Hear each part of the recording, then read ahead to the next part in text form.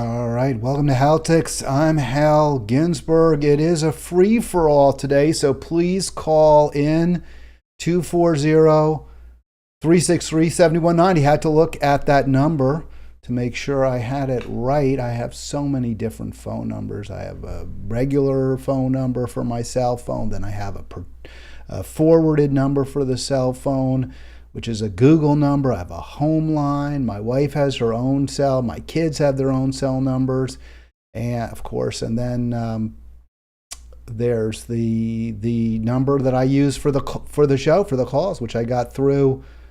I think I got that through Dialpad. So Dialpad is how you reach me. And it was quite a bear to figure out how to do all this, but I'm glad I did. I really, really love doing this program. I hope you enjoy it as well. 240-363-7190 if you want to talk to me in today's free-for-all, and when I'm live, of course. You can always comment. I missed a comment yesterday. I tried to respond to the comments live, but I was so engrossed in the dialogue with our two great comics, Elizabeth and Rhonda, whom I will be seeing next week on Thursday. I'll be off a couple of days, Thursday, Friday, so I can get up to New York and see them. Won't be able to get back in time on Friday to do a program. And I'll let you know, though, I'll report back how it went on Monday. Looking very much forward to that little trip up to the Big Apple. Today's program, Trainwreck, and I wanted to get an image that I didn't think was too, morbid. So I got an old picture from, I guess, early 20th century train crash and superimposed over it for the promo image of this program, superimposed over it images of the Jimmy Dore interview from his live stream, his video cast yesterday.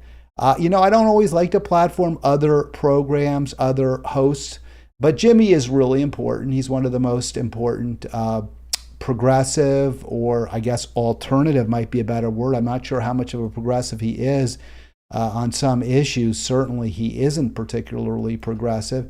And we'll see that in the by the way, on some issues, I'm not what many consider a progressive either.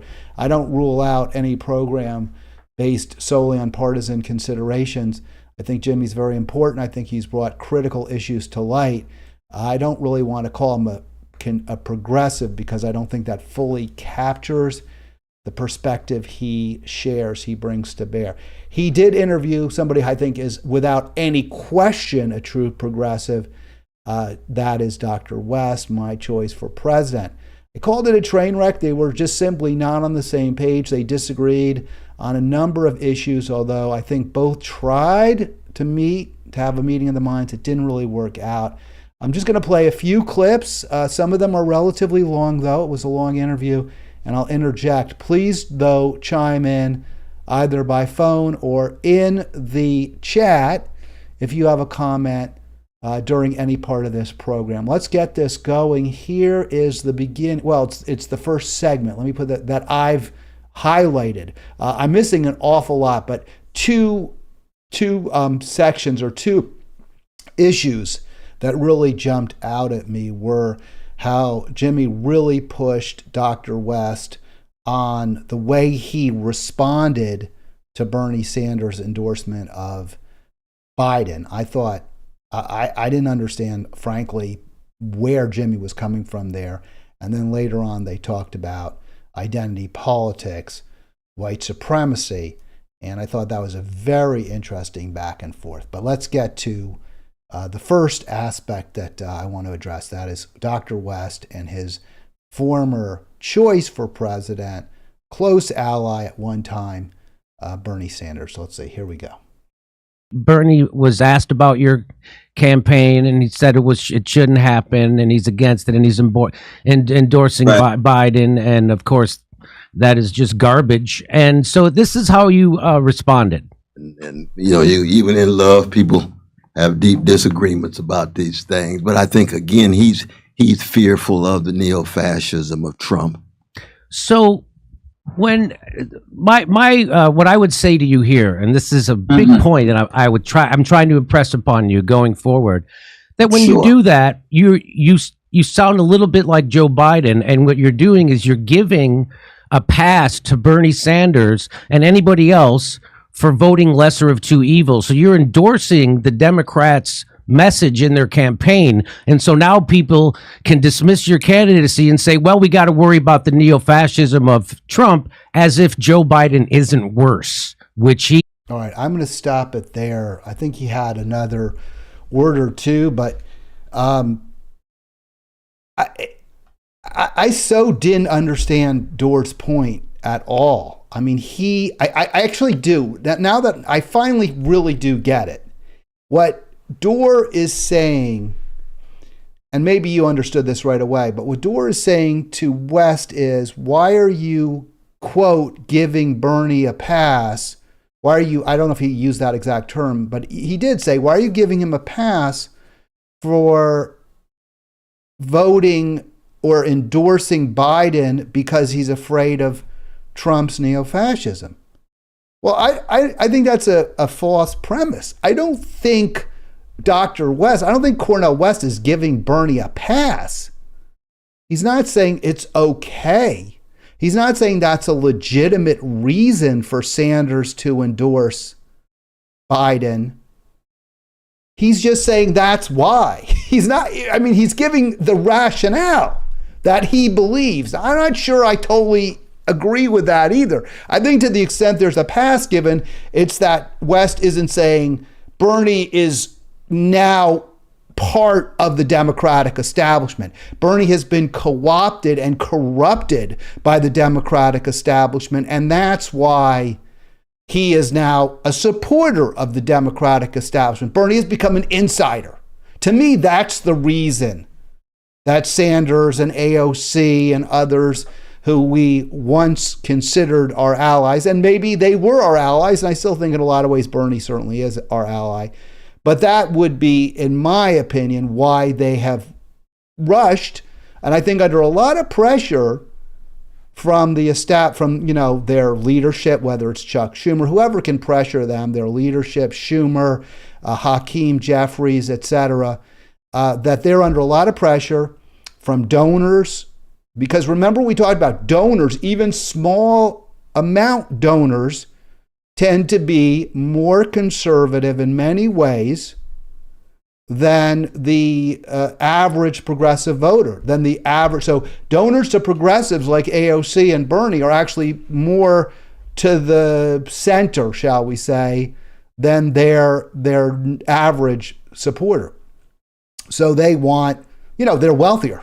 Bottom line, they're more affluent, so they're going to support the centrist, corporatist Dems more than those who are victims, real, true victims of the corporate state. So I think the answer is simply Bernie is a Democrat now, even if he calls himself an independent. He has been co-opted by, he has been corrupted by, he is part of the insiders.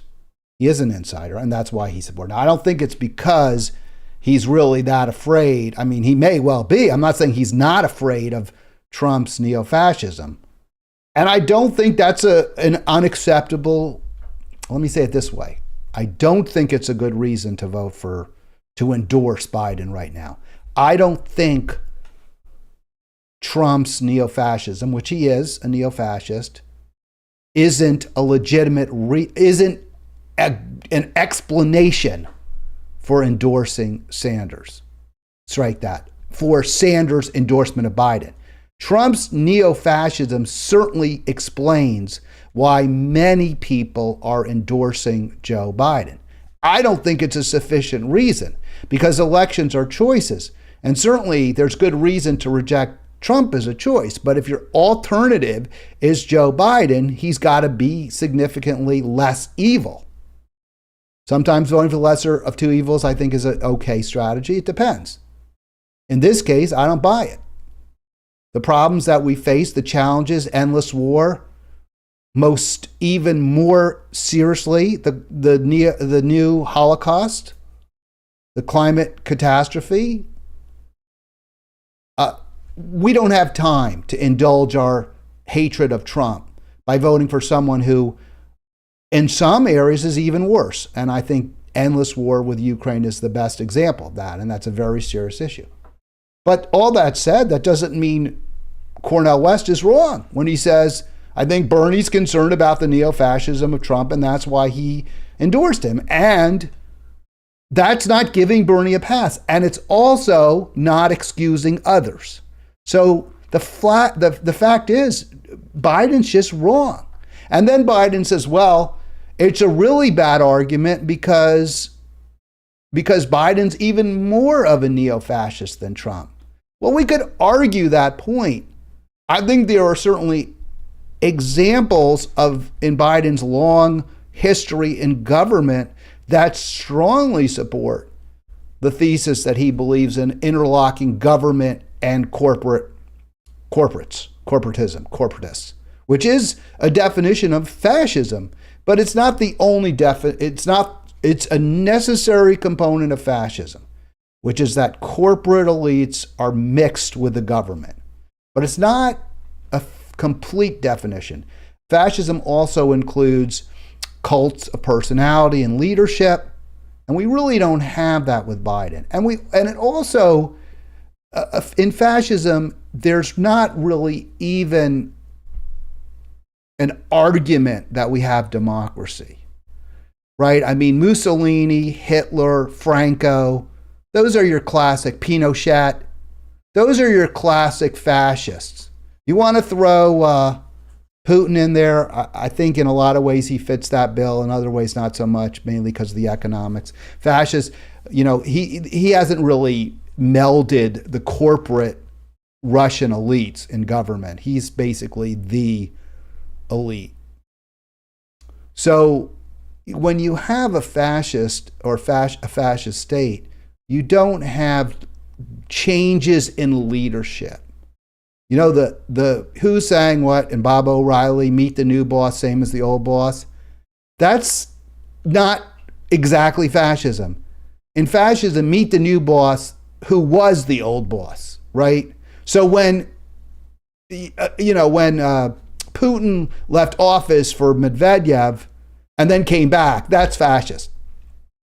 When Trump leaves office and Biden takes over, that's not fascist. That's a different, party, different leadership. Same with Obama. A lot of things Obama did, right? Greatly increasing the security state, prosecuting, continuing to prosecute Julian Assange. That's fascism, right? It's certainly elements of fascism. George W. Bush, even more so with the torture. Nobody's held accountable. Those are elements of fascism, no question. But still, you did have turnover in government. Trump, and let me play this because I think let's let Dr. West talk about this. But I think that's where Jimmy just misses this boat, and it's unfortunate. But as I mentioned to Michael, this is why you should watch Halitics. This is why you should go to Halitics first, because I do see the nuances. I see both sides. I'm not pushing a particular agenda that I won't reconsider in light of new evidence. And I frankly think that holds me back. I do, because most people are looking to have their biases confirmed when they watch videos. And they, a lot of times, and I'm not saying you aren't one of them, you're the ones who are willing to be challenged, who want to be challenged, and who are prepared to challenge me. But Jimmy has made a career out of not just saying you can't vote for the lesser or too evil, or you shouldn't vote, or the Democrats are so evil that even if they're less evil than the Republicans, at least on some issues, we can't support them. His argument is there's no difference.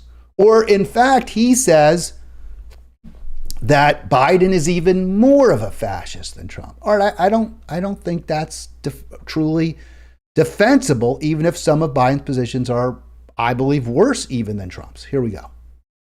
About when you call Donald Trump a neo-fascist and you don't say that about Joe Biden, what do you say when I tell you that you're undercutting your own campaign and you are propping up the Democratic message which is that they are the lesser of two evil and you have to vote for Joe Biden so we don't have fascism. By the way, we already have fascism. As we all know, the fascism is the joining of corporate and government to screw the worker. And that's exactly what Joe Biden, the Democrats, and Pete Buttigieg did. And so they will keep doing it, and they're not stopping it. And they're also for censorship, which. All right, I wanted to stop it there because, see, where Jimmy, again, misses the boat, he can't acknowledge, I don't think he can understand maybe that what Biden has done and what Obama did is mix some good policies, some positive laws, pushing for some positive change with very regressive policies, with bad policies. So what you saw from what you've seen from Biden is approving pipelines, jamming the Mountain Valley Pipeline through, approving Willow Creek, but just yesterday, I believe, or the day before, also taking a whole, millions of acres out of the Alaska reserve area for oil drilling and say this is pristine. You can't drill there anymore. So, yes, Biden has done really awful things, and I think we're not in a position where we can afford the luxury of continuing to vote for either of the two major parties at this point. But that doesn't mean that the Democrats are just as bad. Biden has done some positive things. The NLRB, by the way, Carl, I'm going to get to you in one sec, I promise. The NLRB is actually taking the side of workers and making it easier for labor to unionize. That said, Biden crushed the railway workers' strike.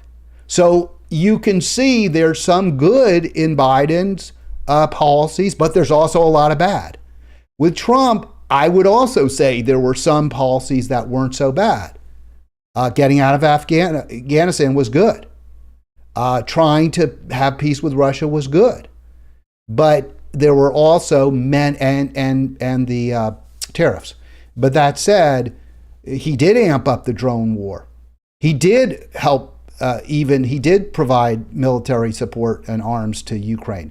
So again, Trump yin and yang too, but to just say, to only focus on the bad things that Biden did is not reflective of what is really happening. Caller, you're on. Who do I have with me? Hey, good morning, Hal. It's John. Hey, John. I see actually your name there. What's going on? So I don't think we should allow the person who coined the phrase fascism to be the person who completely defines it, being that there were people that came along after him, that added context to what fascism is. And to me, one of the most important elements of fascism is when you use fear and intimidation to silence your critics, when they have to fear losing their job or going to jail, kind of like DeSantis. I think DeSantis fits that bill maybe a little bit more than Trump, but Trump definitely, tries to rile up his base and incite violence. I mean, January 6th was an act of fascism, basically.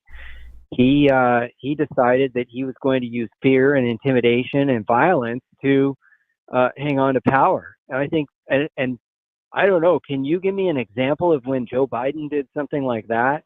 Or maybe not something like that specifically, but where Joe Biden used fear and intimidation to silence the media or to silence college professors or teachers or anybody with influence that could, that could affect the outcome of his next election, where he used fear to silence them. Can you?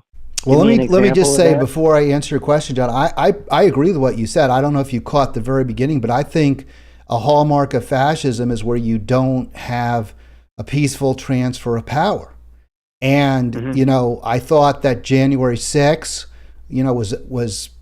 was pretty much of a clown show, right? I mean, I don't know how organized it was or anything like that. But putting aside but January 6th was sort of the culmination of Trump's efforts to overturn a legitimate, I mean, by all accounts, without any evidence whatsoever, he was trying desperately to prevent the orderly transfer of power to somebody who got more electoral votes under the Fakak system that we have in this country, and also who got a lot more popular votes than he did. I do agree with you, that's fascism. I think that's, something that Joe Biden, as far as I'm aware, hasn't ever done anything even remotely like that. Now there are many aspects, many of his policies I think are terrible. I think he has far too much deference for corporations. We disagree to some extent on how bad he is, but the bottom line is, no argument. I think that's really important, what you just said, and I agree with it. Well, I don't have examples of him intimidating people. There's all this talk about social media. I know a lot of people are saying that. To me, it's kind of chatter. I don't give it a lot of credence without some hard evidence. It may be that there's evidence out there that I haven't seen or the New York Times isn't going to publish because it makes Biden look bad. I thought the Twitter files weren't great, but that wasn't really Joe Biden, and I'm not convinced that calling Twitter and telling them not to publish something is quite the same as intimidating people. Were people locked up if they posted a meme that the Democrats didn't like? I'm not aware of that, John. I don't know. As far as Joe Biden's ties to corporate America is concerned, I just call that corruption. When somebody's accepting money to overlook the interests of the people and they were elected to, oversee the interests of the people, I call that corruption. I feel like it deserves a different term. That when you start going into the realm of using violence and intimidation, then you're on par with Pinochet and Mussolini and Hitler, and I don't like the way Jimmy Dore frames his arguments, the context in which he frames his arguments. He's going after Cornel West for not calling Biden a neo-fascist. It just makes it look like Jimmy Dore is like insane, or he himself is corrupt. Maybe he himself is getting money from the same interests that want everyone to believe that you're no worse off with Democrats or Republicans, that you're going to have the same outcome if either has got complete control of the government, and that is just not true. It's just simply not true. I think what happened with Jimmy, this is just my speculation, is that when he does go into the conspiracy theory stuff, and he really didn't push the Seth Rich theory that the Clintons had killed him nearly as much as he was alleged to have done. But in my opinion, in other areas, like where he talks about he's kind of about the climate crisis, and he claims that numbers, figures were faked, or whatever, temperatures were faked, or when he he goes after activists like Greta Thunberg, who is again a climate activist, or when he comes in support of crypto. I don't think it's corruption exactly the way you're classically defining it. I think what that is he is playing to his audience. And that is what a very significant number of people in his audience want to hear. He gets a lot of clicks. He gets a lot of thumbs ups. He gets a lot of attaboys. And so I think he's playing to the audience. I know there was if you remember the old Looney Tune with the Roadrunner and the Coyote, and the Coyote or it's actually a Coyote and Bugs Bunny. And the Bugs Bunny, they're both doing vaudeville. And everyone loves Bugs' act, and no one loves, they're all silent. They sit on their hands whenever the Coyote comes out. And then the Coyote trips and falls, and he does all these pratfalls where he hurts himself, and he gets applause, right? Like when he steps on a rake and it hits him in the face, he gets applause. So he keeps amping it up until he swallows nitroglycerin, jumps up, and then, explodes, and everyone in the audience goes crazy. So I think that's what you're seeing here. Jimmy keeps getting more and more praise, right, or more and more clicks or support when he goes further and further into this conspiracy land, and that's why he's doing it. Okay, so for ad revenue, he's doing it for ad revenue. You know, people like to be loved. People want numbers. I want numbers too. I want more people to watch, and I'm just giving you my theory. I could be wrong, John. Sure. I could be wrong. No, it's a good theory. No, I just I could never bring myself to do that if I were a purveyor of information.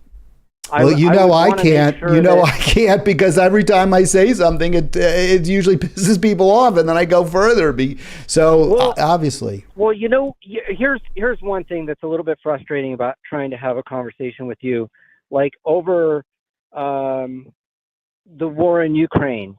One thing that you keep bringing up is that no efforts are made to go to the bargaining table with Russia. But the one thing that you keep ignoring, and I just stopped writing it because I figured you weren't reading it when I put it up there. But about 5 or 6 times, I told you in the beginning of the war, Ukraine sat down with Russia numerous times, and the Russians would agree to something and then immediately break it because they were playing head games with them. They were saying, okay, yeah, we agree to this, and then within hours or even instantly, the agreement was broken. And one time, the 2 Ukrainian negotiators went there. They both got poisoned by something. And so I think what Ukraine decided was that they are not negotiating in good faith. If we come to some sort of agreement with these people, we cannot rely on them to keep their part of the agreement because of their very nature and how they're acting. So they probably came to the conclusion, this is an all-out war. If we want our land back, we have to drive them off of our land. And I think that's a rational position for them to take. I don't think the United States is coercing them into staying into perpetual war. I think they're telling them, look, if this is really what you want to do, we'll supply you with the arms. Because Ukraine is in the right and Russia is in the wrong on this. And I think as long as the Ukrainians ask us for arms and want to continue fighting for their land, we should supply it to them. We're and European nations feel the same way. If France and Poland and Germany were going against us on this, that would give me reason for a little pause to rethink my position. But the Europeans want them, they don't have a military industrial complex like we have, not on the same level that we have. And they don't want Russia moving into Ukraine. And they all know they're safe too. They're part of NATO. Russia's not going to encroach in NATO borders. But I think they just feel they're doing the right thing by helping Ukraine. All right, so couple things. I appreciate what you said. I do think it's fair to point out that early on, Russia definitely appeared not to be bargaining in good faith. I think that's one reason the U.S. should be very, very involved, along with the entire international community, including China, India, and the global South, to push both sides, and especially Russia, because I don't think Ukraine is going to poke the Russian bear. It's not going to try to start a war if they can avoid it. I know that Max Blumenthal has made some counter arguments that at least the neo-Nazis in eastern Ukraine were firing on Russians, and maybe there's truth to that. I don't know. But I would think in general, Ukraine would be the country that has far more to lose if there's a peace settlement and then it's broached. I think we've seen that in this war. Ukraine's lost far more, although the Russian casualties are probably a little higher because they've been on the offensive more. So to the extent that Russia was not negotiating in good faith, I think that's a very fair point. That was early on. I think that's why the U.S. should be much more aggressive and assertive in leading the global West or the global North, however you want to define it, to push for a ceasefire. I think the carnage is simply unacceptable, and I don't put it all on Russia the way you and many others do. So I think that's where we have a bit of a disagreement. I'm like you. I don't want Russia taking over Ukraine, and I don't think that should even ever be on the table. I think the best way, though, to safeguard Ukraine's interest is now to push very hard for that ceasefire. And I think it could be done, and I want to see it. So I guess we disagree. I think if you want to get Russia to the negotiating table, they have to feel more threatened than they currently do. There's a stalemate there now. Ukraine has made some gains, but Russia's also made some gains. Russia got back some land that they lost, last year to Ukraine. I think that if Russia truly feels threatened, for Russia to truly feel threatened and want to go to the negotiating table, we have to give them more sophisticated weaponry. We have to give them the jets that they want, and we have to give them the long-range missiles that they want. And and allow them to make, some serious gains, and then have Russia go to the bargaining table and say, okay, look, we'll pull out of everything but Crimea, and let the Ukrainians decide. I don't think that China or the United States or anybody should be pressuring them to say, yeah, take that deal. I think it's up to the Ukrainians. If they're willing to fight for Crimea, and I suspect that they are, because they have been fighting for Crimea since the Russians invaded it. But yeah. I get you, John. It's their call. I just don't agree. It's their call, except that we're funding them, and I don't think we should be doing that. I think it's incredibly. I think we stop the Russians' advance. Now is the time to do everything possible to end this death and destruction. But ultimately, we disagree. John, listen, I really appreciate the call. Thank you very much for joining in. It was a great call. Last thing. Go ahead. One last. Sure. Okay. Sure. Go ahead. Any land that Russia cedes in that conflict, democracy is gone in that land. Well, Russia's very problematic. I don't disagree with that's a fair point. Russia's not. I mean, I wouldn't want to live there, but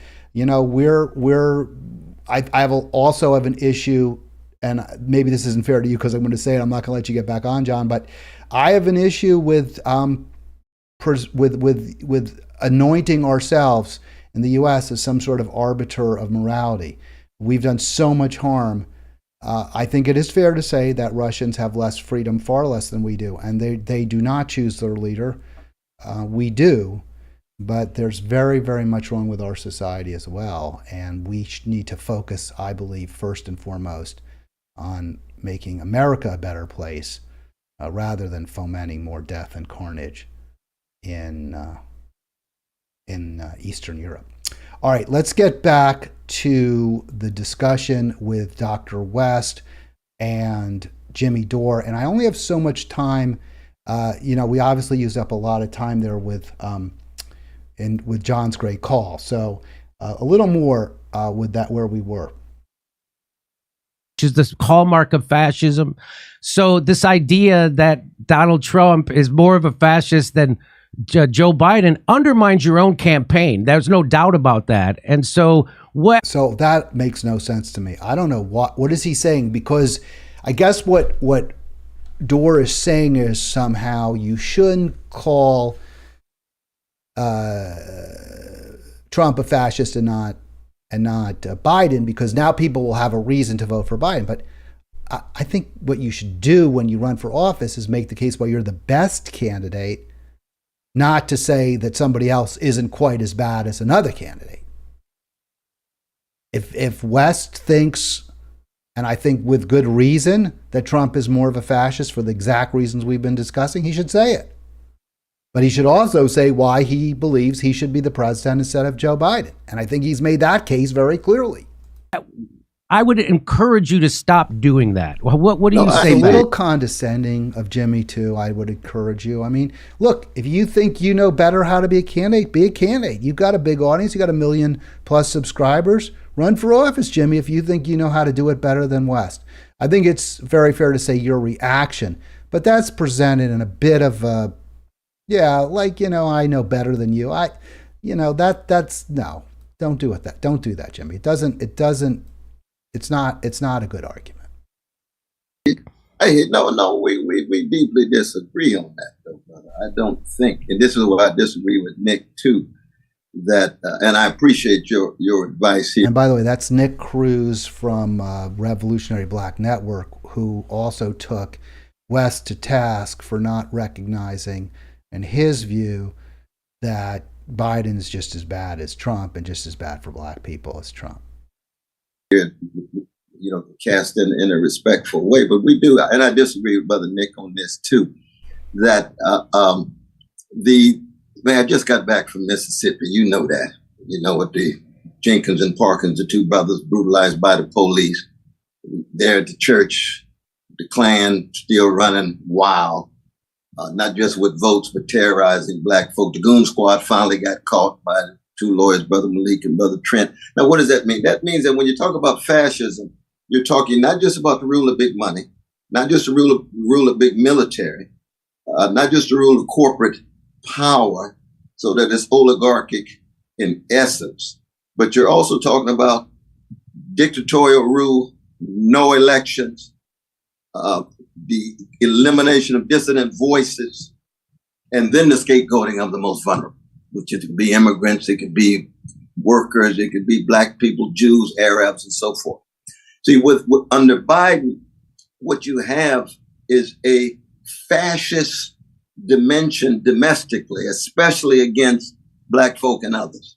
All right, let me stop it there for a second. 100%. West is spot on here. He's really explaining it to Jimmy, and he also is belying the central argument that Dore made, which is, well, you don't call Biden a fascist.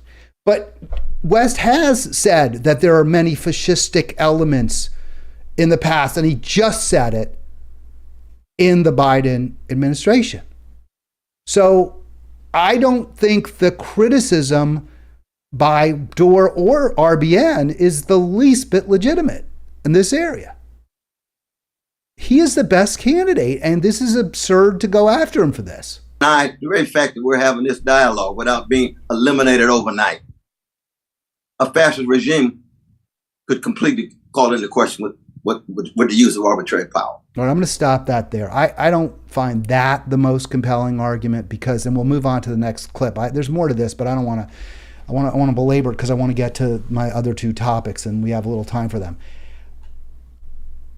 The fact that we have some free speech doesn't eliminate the possibility of fascism. I mean, we do have journalists prosecuted, like Julian Assange.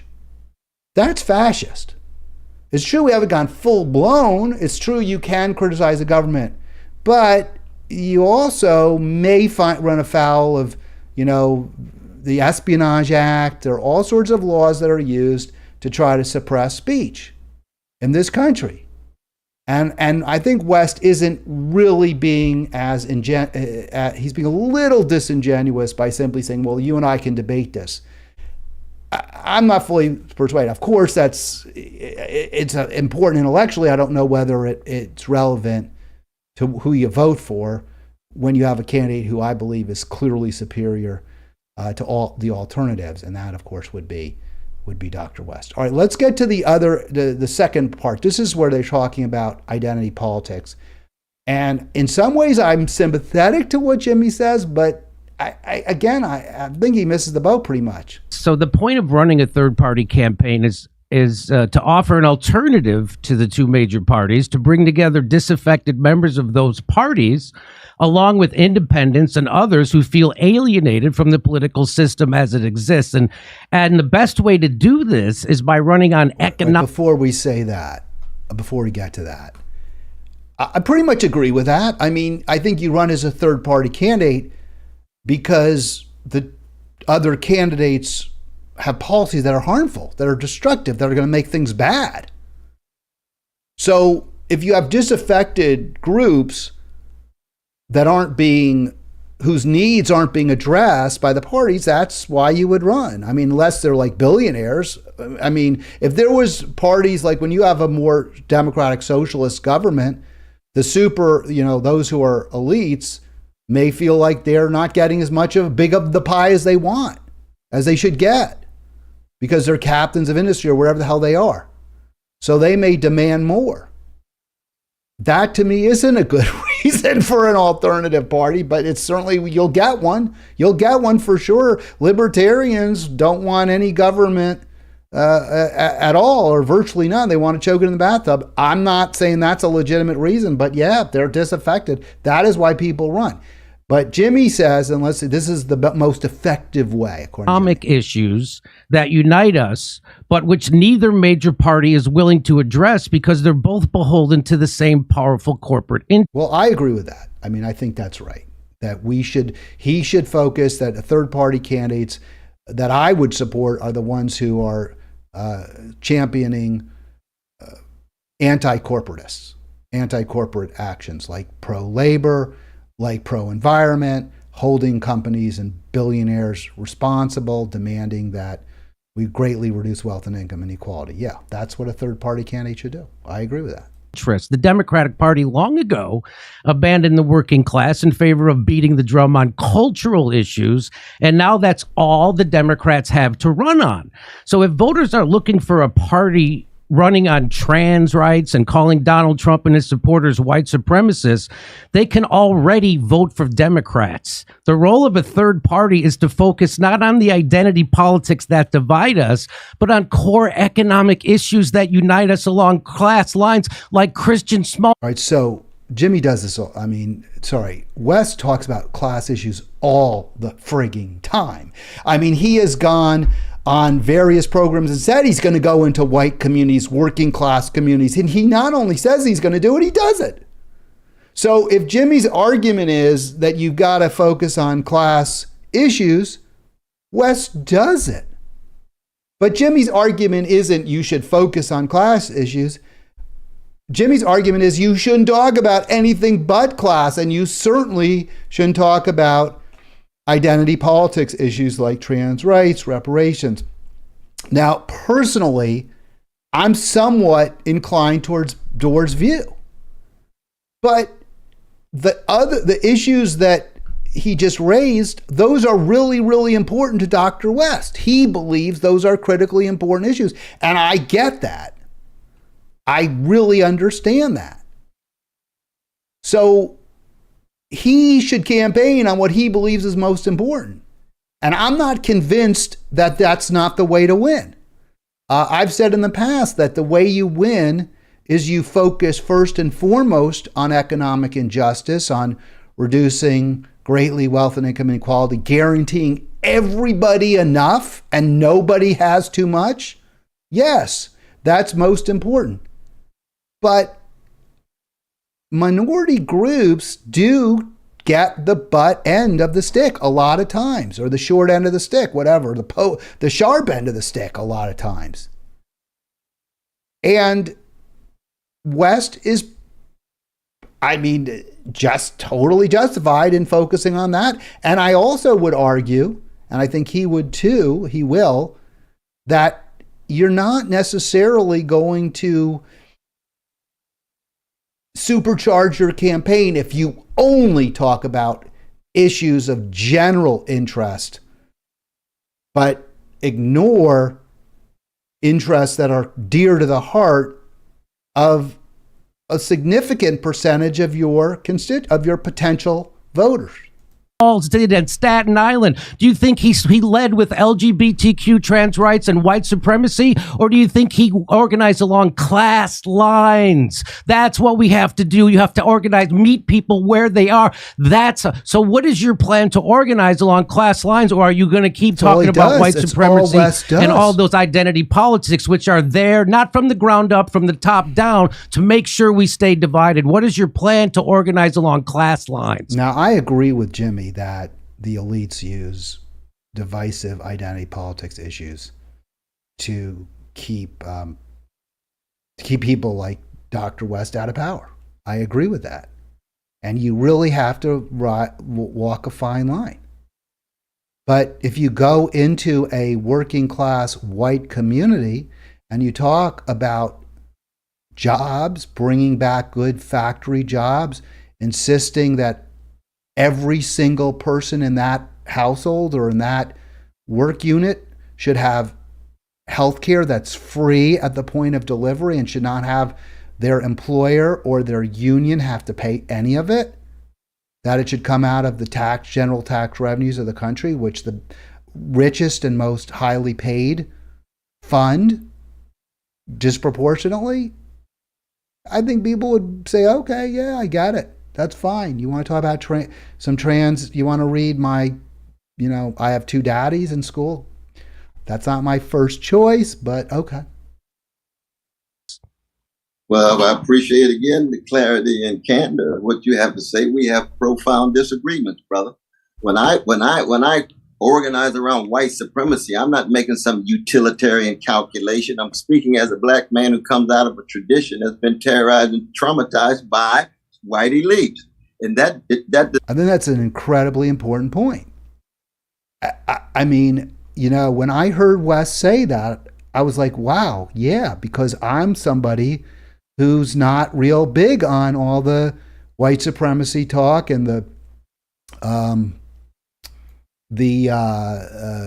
white privilege, because they're poor whites, they're homeless white people, and they're sure as hell not privileged.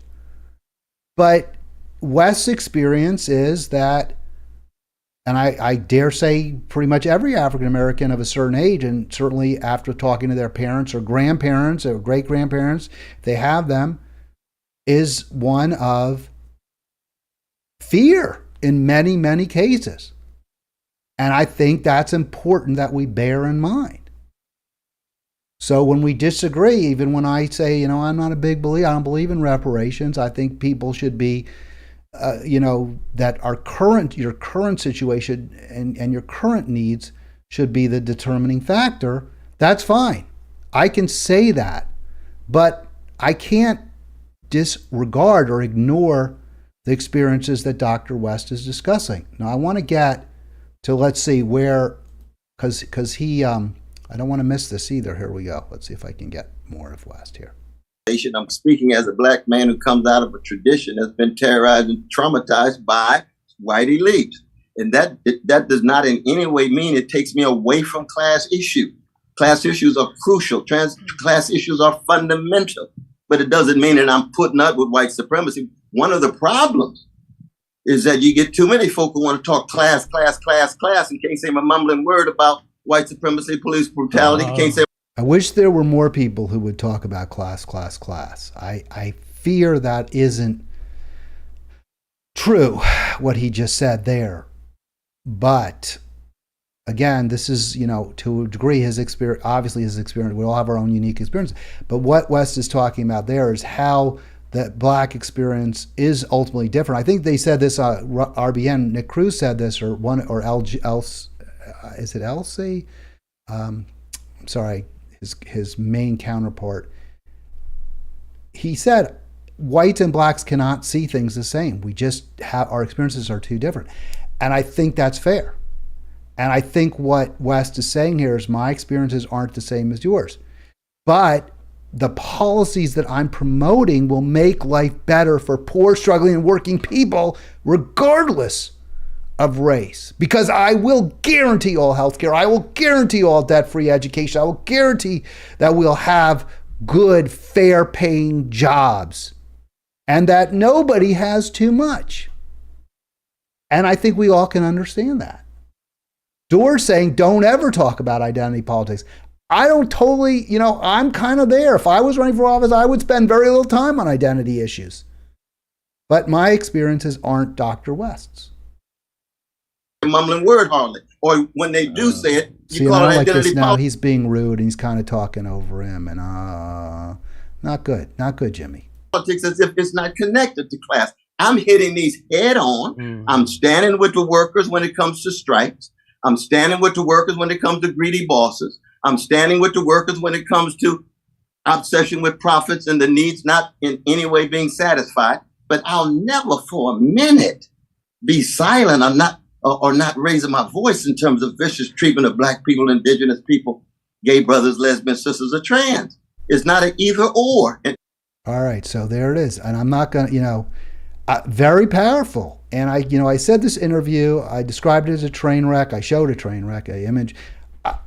I think Dr. West, he presented extremely well despite a lot of ways that Jimmy didn't, get it. Just flat out refused to get it or couldn't get it or didn't get it, doesn't really matter. All right, we've only got very short time. Why are we in Ukraine?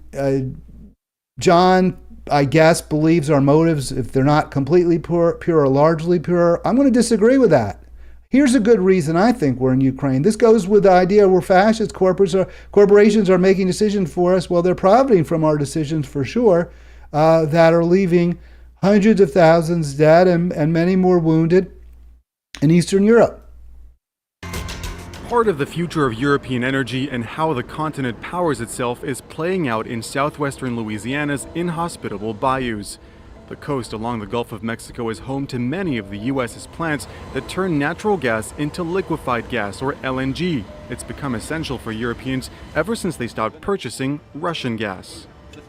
Because of the war in Ukraine, Europe has had to diversify its sources of energy. LNG has played a big part in helping with that diversification because there are only limited options when it comes to other sources of gas supplies. All right, so I'm going to stop it there. I want to get into this because this is just so awful.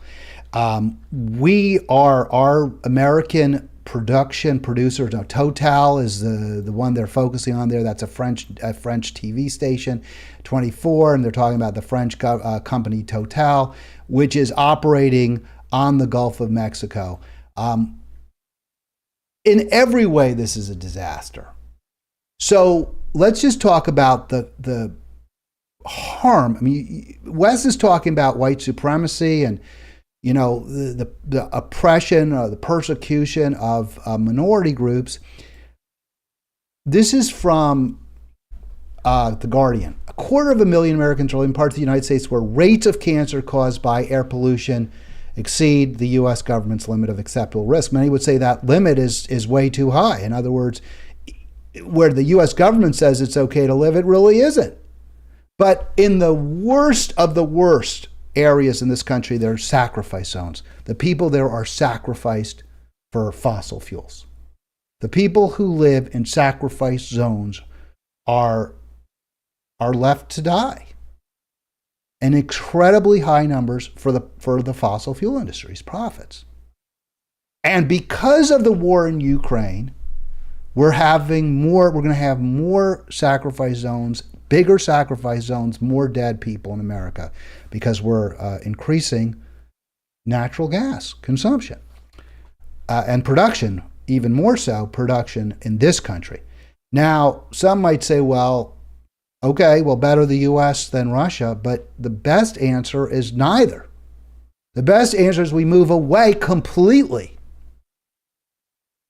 And that's not what we're doing. So the area where they're going to have, why did I talk about cancer rates, sacrifice zones? The area where the Total plant, and that's how they pronounce it, not total, is Cameron in the bottom right of this map. It's on the water. It's surrounded. Cameron is not right now in a sacrifice zone, but it's surrounded by them. Port Arthur to the west, West Lake, where that red circle is by Lake Charles, that's the West Lake sacrifice zone. And to the northeast is Louisiana's Cancer Alley. I don't have it on this map, which runs from Baton Rouge through New Orleans. The cancer rates are very, very high. Cameron, also called Hackberry or Hackenberry, Louisiana, is, as they mentioned, home to a lot of these plants, these LNG plants, which are taking the gas in and then converting it into liquefied natural gas by freezing it at not like at 30 degrees Fahrenheit, but at minus 260 degrees Celsius, which requires a tremendous amount of energy, by the way, to freeze it. And because it's on the Gulf, that's where they're going to be putting other plants as well.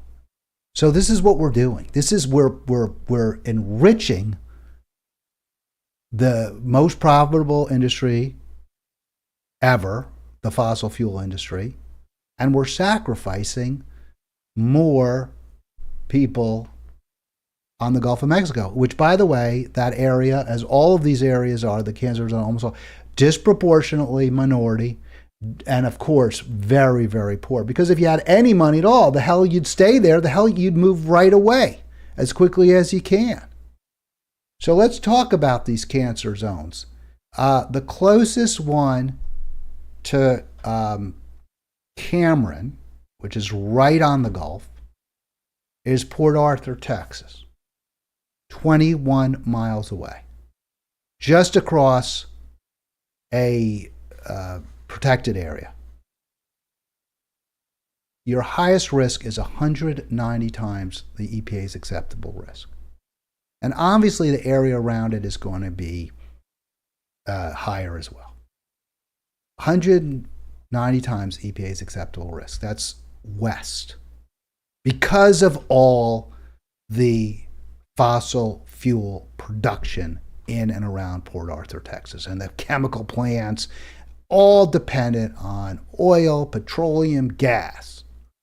So one of those is Port Arthur. And then where's the other one? I mentioned Westlake, 10 miles north of Hackberry. Now, they say the closest to the Cameron is 21, but again, this is an area that's chock block with chemical plants, natural gas plants, LNG plants. So Westlake, 120 or 8.5 times greater risk of cancer there. We're adding to the air pollution.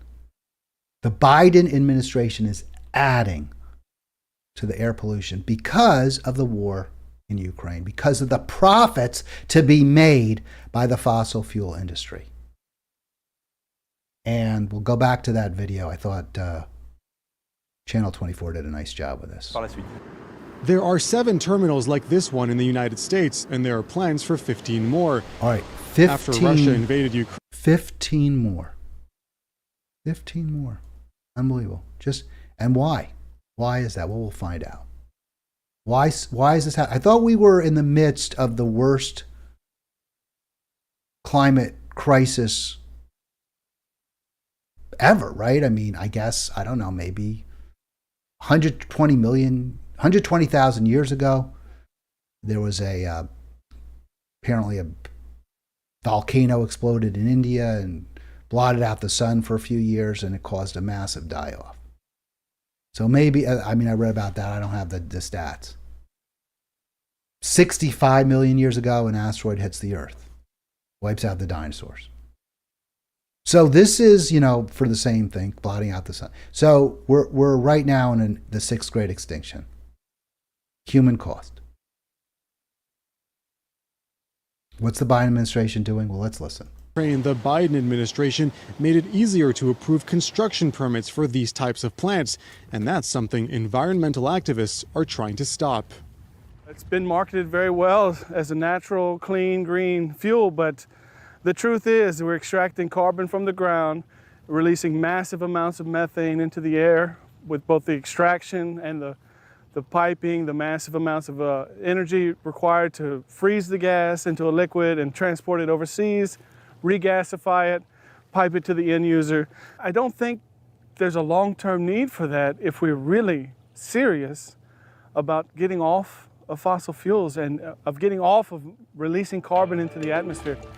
It will. It just is not so that's what I say to people who think, who say, if you care about the environment, because you hear this, Trump doesn't even believe in the climate crisis, right? He doesn't even believe in the new Holocaust.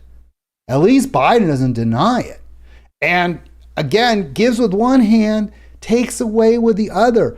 Put off limits all this area in northern Alaska for drilling, but at the same time, green lights Willow Creek and the Mountain Valley Pipeline. And here, green lights more LNG plants in cancer alleys or right near cancer alleys to create new cancer alleys. That's just not acceptable. That's not the lesser of evils. That's just flat out evil. All right, so John called earlier, and here's something that he posted in response to that video. I didn't put his name on this, but you can find on my YouTube, on my Facebook page. So he says, well, look, you support you support a fuel tax. Higher prices is fewer emissions. And the whole reason we're seeing the demand for LNG is because there's no Russian gas available. So prices have gone up. So now we're providing LNG. Yeah, I want a carbon tax that's at a point where we don't consume fossil fuels anymore. And where the higher prices aren't an incentive to fossil fuel companies to produce, extract, refine.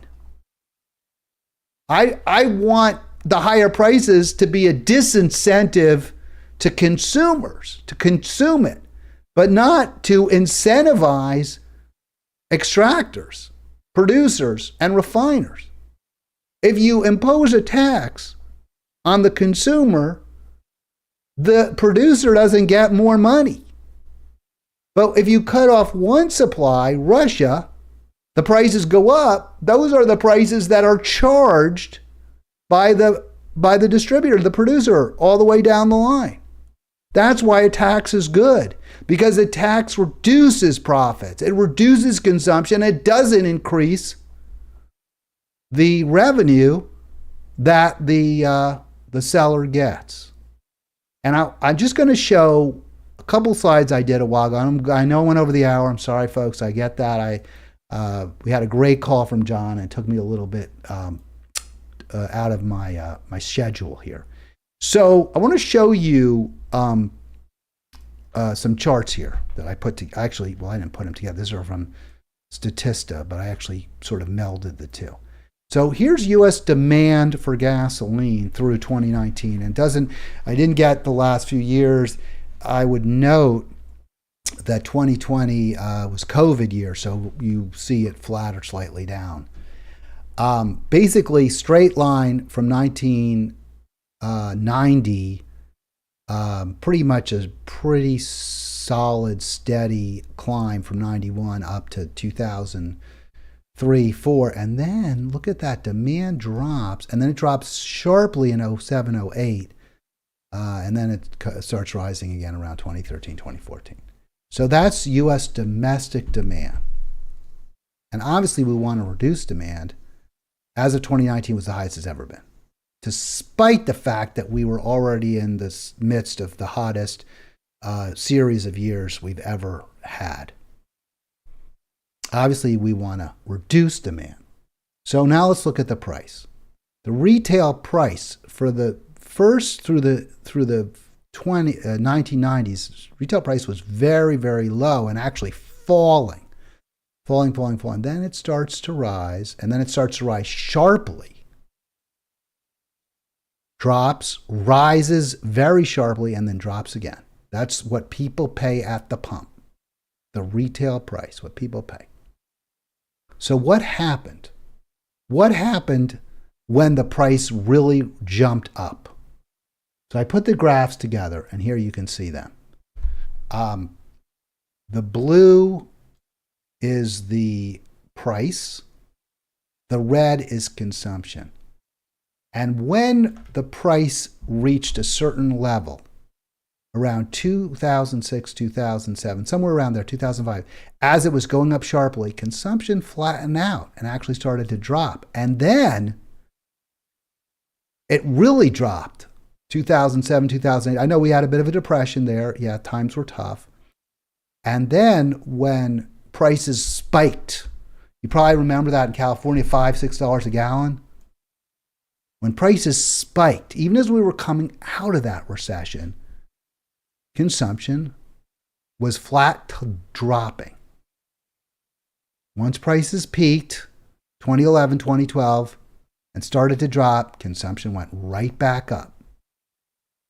So what you see is that there is no question but that higher prices lead to less consumption. The problem is they also incentivize extractors, producers, and refiners to create more energy, fossil fuel energy. That's why the tax That's the beauty of the tax. The price goes up.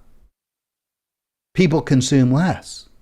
But the higher price doesn't generate greater profits per gallon, per unit, and therefore